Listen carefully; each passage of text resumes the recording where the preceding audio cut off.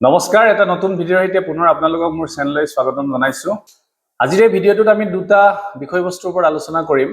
বিষয়বস্তুকেইটা খুব বৰ বেছি দীঘলীয়া নহয়, খুব সৰু সৰু টপিক হয়, কিন্তু সেই টপিক দুটা খুবেই জৰুৰী হয়। আমি ডিপ্ল'মেটিক ৰিলেশ্যনৰ ওপৰত যদি আমাৰ কুৱেশ্যন আহে, অৰ্থাৎ কূটনীতিৰ ওপৰত যদি কুৱেশ্যন আহে, আমি সেই নিৰ্দিষ্ট যি বিষয়টো সেই বিষয়টো আমি তাত মেনশ্যন কৰিব পাৰিম।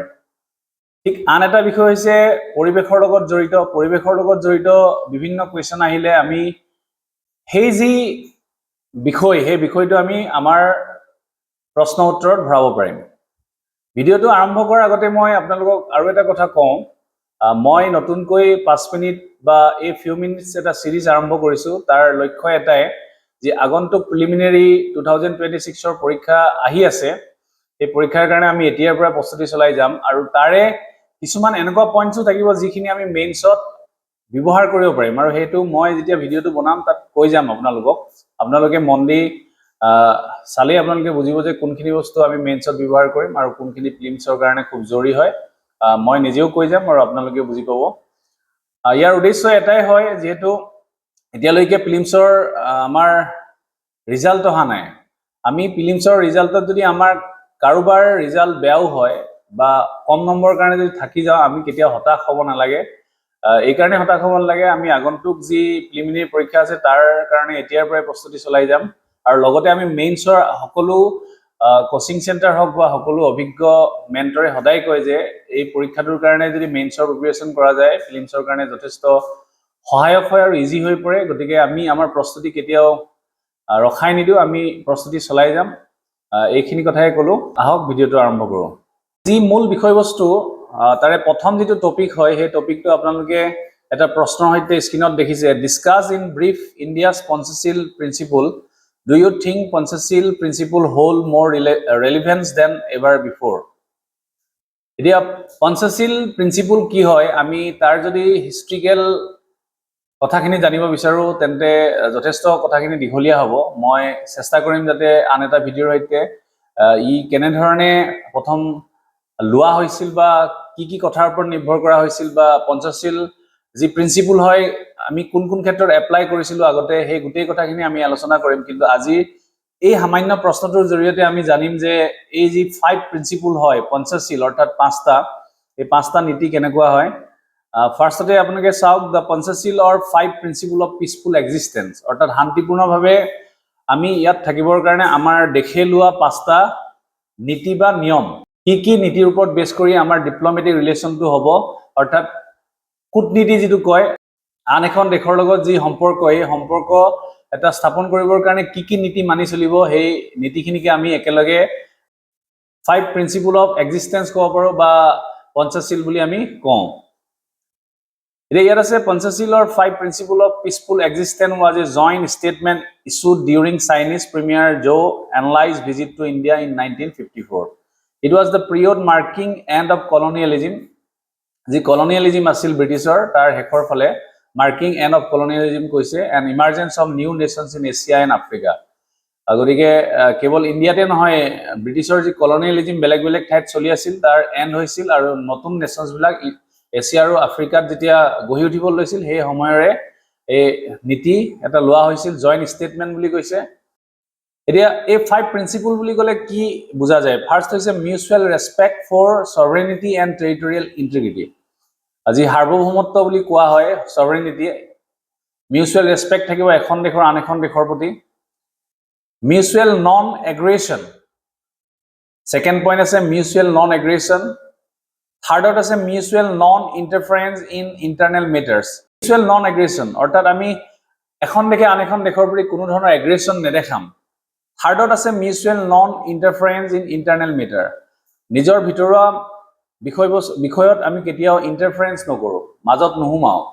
আজি আমি ভাৰতবৰ্ষ, আমি ওচৰৰ যদি কিবা কাণ্ট্ৰি যেনেকৈ শ্ৰীলংকা বা বাংলাদেশ, আমি তেওঁলোকৰ ভিতৰুৱা কথাত নোসোমাওঁ। সেইকাৰণে ভাৰতেও কয়, ইভেন পাকিস্তান বা চাইনাক কোৱা হয় যে আমাৰ ইণ্টাৰনেল মেটাৰত সোমাব নালাগে, সেইটো আমাৰ এটা নীতি হয়।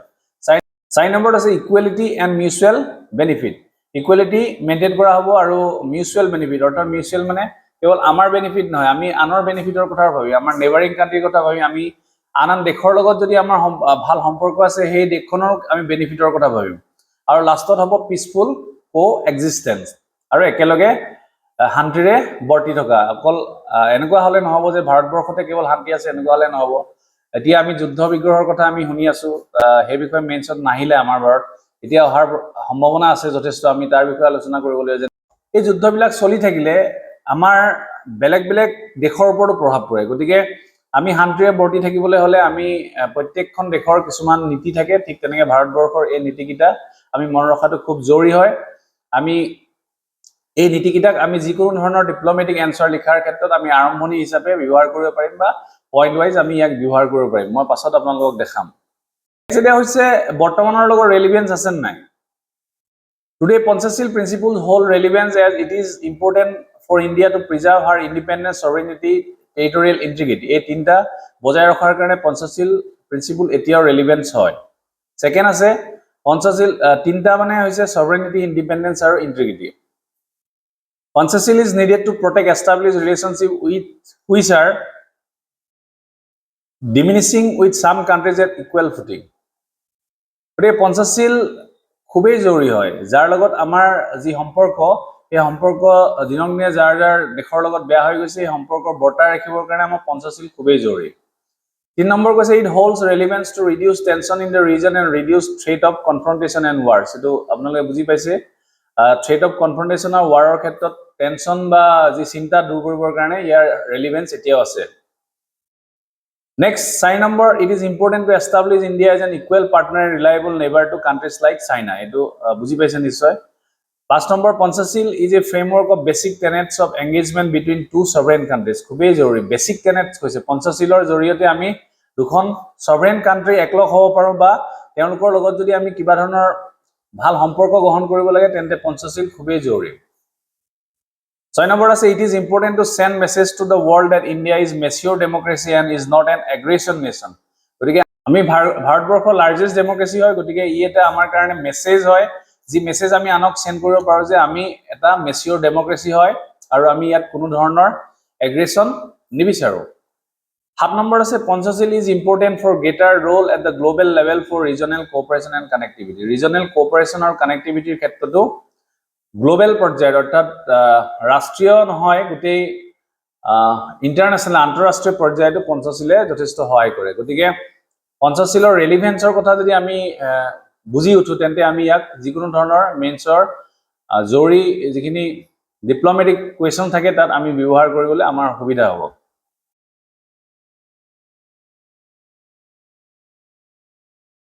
দ্বিতীয় যি পইণ্ট আপোনালোকে স্ক্ৰিনত দেখিছে India's stand at COP 2026 Conference of the Parties এই যিখিনি স্টাৰ্টিং পইণ্ট হেখিনি মই পাব্লিক ইনফৰমেশ্যন ব্যুৰো ডাইৰেক্টলি তাৰ পৰা কপি পেস্ট কৰিছো গতিকে এখিনি খুব জৰুৰী হয় সৰকাৰি ডাটা হয় কিন্তু ইয়াত আমাৰ যিখিনি প্ৰয়োজন হ'ব সেই প্ৰয়োজনীয়খিনি হ'ল এই যিখিনি আপুনি ৰোমান সংখ্যাত দেখিছে 1 2 3 4 5 এই গুটেই কিটাক আমি একেলগে পঞ্চমৃত বুলি কওঁ 5 নেক্টাৰ এলিমেন্টস আমি ক্লাইমেট একশনৰ ওপৰত ভাৰতবৰ্ষয়ে লোৱা যি সিদ্ধান্ত তাক একেলগে আমি পঞ্চমৃত ক'ব পাৰো আৰু আপোনালোকে বিশ্বাস কৰিব মোৰ মেইনছৰ এনভায়ৰনমেন্ট ৰিলেটেড যি কোৱেশ্চনে আহিছিল মই তাত ইয়াক খুব সুন্দৰকৈ ব্যৱহাৰ কৰিছিলো আৰু এনেকুৱা কোৱেশ্চনো যদি মই ফেস কৰিছিলো যত মোৰ সঠিক এক্স্যাক্টলি মই ডাটা নাছিল but I could use this points as a reference খুব বেছি সহায় হৈছিল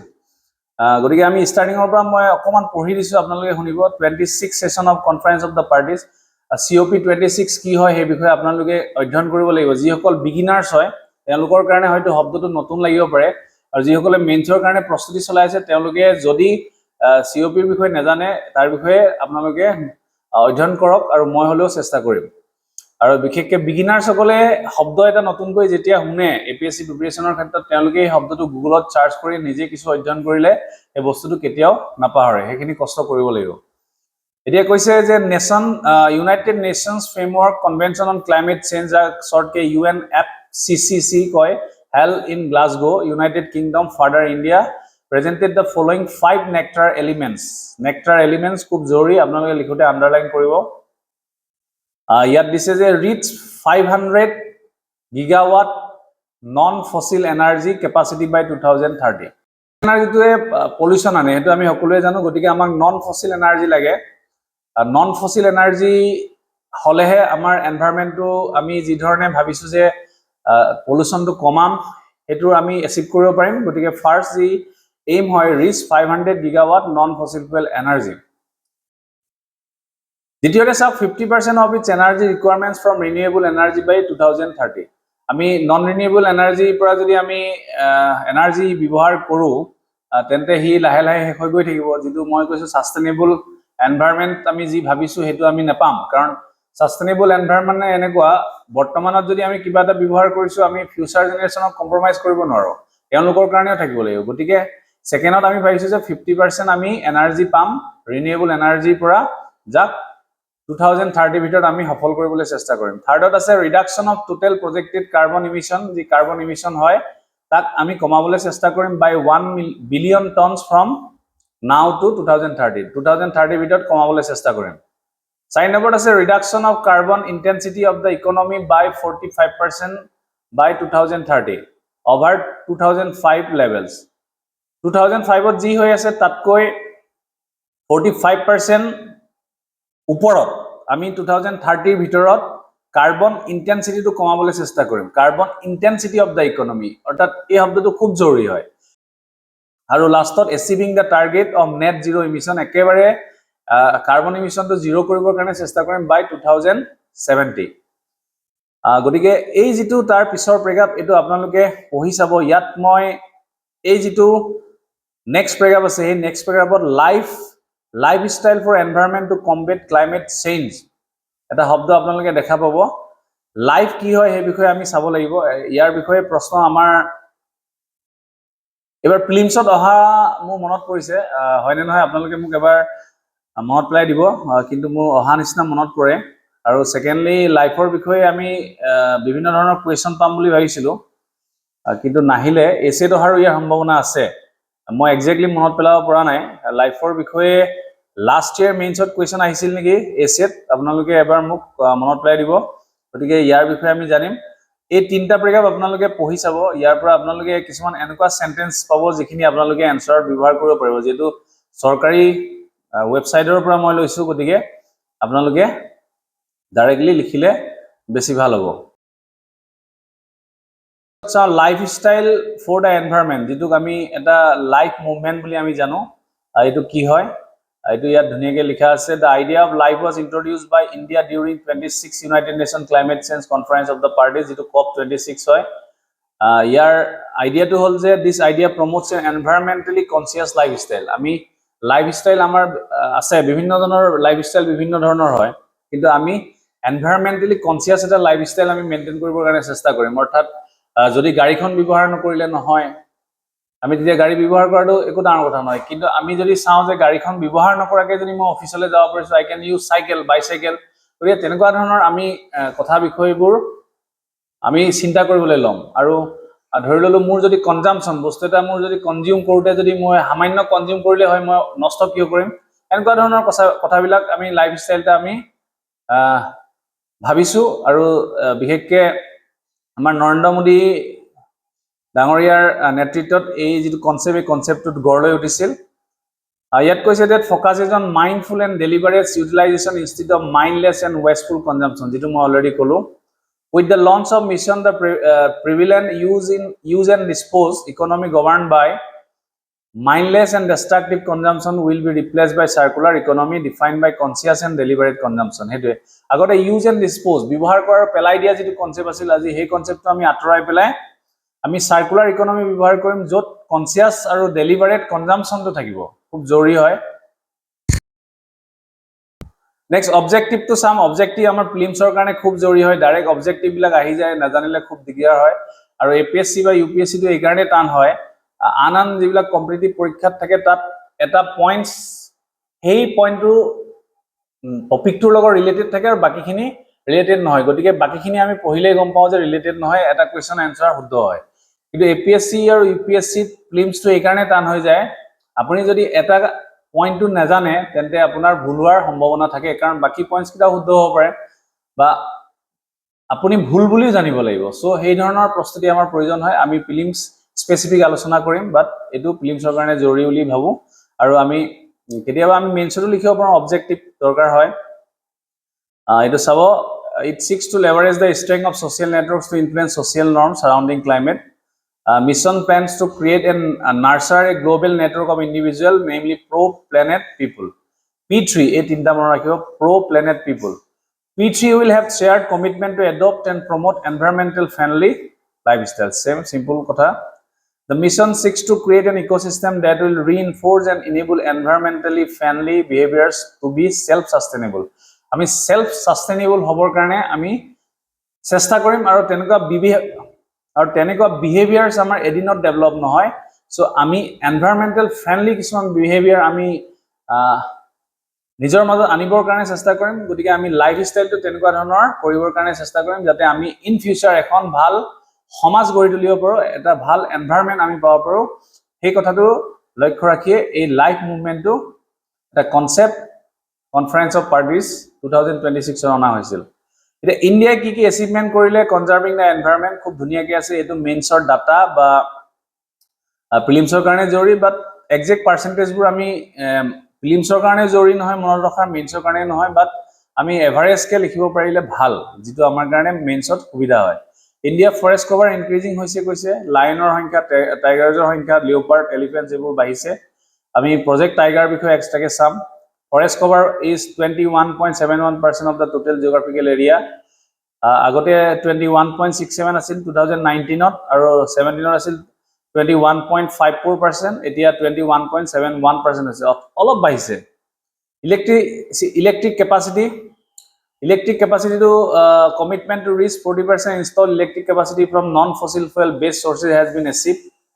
এই ধৰণে ইয়াত গুটেখিনি দিয়া আছে ইথানল ব্লেন্ডিং টাৰ্গেট ইথানলৰ ওপৰত আমি অধ্যয়ন কৰিব লাগিব এক্সট্ৰাকে আমাৰ মেইনছৰ কাৰণে ৰিনিউএবল এনাৰ্জি টাৰ্গেট কিমান এচিভ কৰিছে আপোনালোকে চাব পজ কৰি আপোনালোকে এখিনি পঢ়ি চাব মই লাইন বাই লাইন গাই নেযাও খালি মই এটা কথা ক'ব খুজিম যে এখিনি ডাটা কিয় আৰু 2025 ত এক্সাক্ট কিছুমান যদি আপডেট হৈছে এখিনি ডাটা মই প্ৰভাইড কৰিম আগন্তুক ভিডিঅত আপোনালোকে খালি আজিৰ এই তিনটা কনসেপ্ট বুলি ক'ব লাগিব দুটা নহয় প্ৰথম হল পঞ্চশীল খুব জৰুৰী হৈ গল পলিটিৰ কনসেপ্ট বুলি ক'ব পাৰে ডিপ্লোমেটিক ৰিলেচনৰ ক্ষেত্ৰত নেক্সট আহিল পঞ্চমিত আমাৰ এনভায়ৰনমেন্টৰ কাৰণে পঞ্চমিত 5 নেক্টাৰ এলিমেন্টছ কম আমি খুব জৰুৰী এই পাঁচটা মনত ৰাখিবৰ কাৰণে চেষ্টা কৰিম আৰু লাষ্টত লাইফষ্টাইল যেটো মুভমেন্ট কয় লাইফষ্টাইল ফৰ এনভায়ৰনমেন্ট যেটো মুভমেন্ট সেই বিষয়ে আমি জানিম অবজেক্টিভ কি কেনেকুৱা ধৰণৰ ইন্ডিয়া এচিভ কৰিছে এখিনি খুব জৰুৰী হয় গতিকে আজিৰ ভিডিঅটো ইমানতে ৰাখিছো আৰু মই চেষ্টা কৰিম যিমান বেছি ভিডিঅ দিব পাৰো মই চেষ্টা কৰিম সময় উলিয়াই অফিচৰ টাইমৰ বাহিৰে শৰ্ট হক লং হক ভিডিঅ দিবৰ কাৰণে চেষ্টা কৰিম যাতে মই বেছি টপিক কভাৰ কৰিব পাৰো আৰু 5 মিনিট সিৰিজ বা ফিউ মিনিট সিৰিজত আপোনালোকে বহুত বেছি এক্সপ্লেনেশনৰ আশা নকৰিব কাৰণ কম সময়ৰ কাৰণে বনোৱা হয় তাত যদি কিবা এক্সপ্লেইন কৰিব লগা থাকে সেই বিষয়ে আকৌ দীঘলীয়াকৈ ভিডিঅ বনাবৰ কাৰণে চেষ্টা কৰিম আজিৰ ভিডিঅটো ইমানতে শেষ কৰিছো আকৌ এটা নতুন ভিডিঅৰ সৈতে লগ পাম নমস্কাৰ